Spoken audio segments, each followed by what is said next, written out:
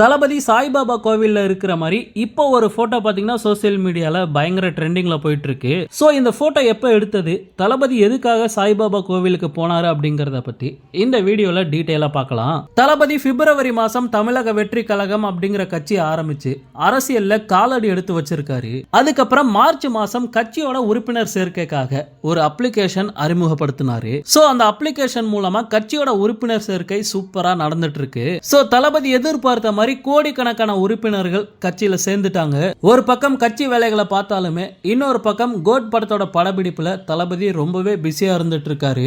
இந்த நிலைமையில ஷீரடி சாய்பாபா கோவில்ல தளபதி இருக்கிற மாதிரி ஒரு போட்டோ பாத்தீங்கன்னா இப்ப ரிலீஸ் ஆயிருக்கு. இந்த போட்டோ 2 மாசத்துக்கு முன்னாடி சாய்பாபா கோவிலுக்கு தளபதி போனப்ப எடுத்த போட்டோ. இப்பதான் இந்த போட்டோ வெளியில வந்து சோசியல் மீடியால வைரல் ஆயிருக்கு. பட் இந்த போட்டோ இன்னைக்கு எடுத்த போட்டோ அப்படின்ட்டு தான் நிறைய பேர் நினைச்சிட்டு இருக்காங்க. ஆனா இந்த போட்டோ 2 மாசத்துக்கு முன்னாடியே எடுத்த போட்டோ.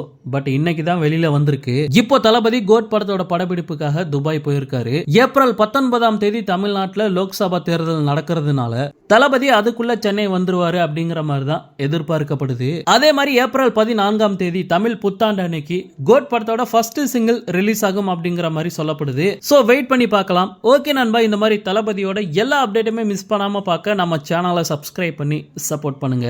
தேங்க்யூ.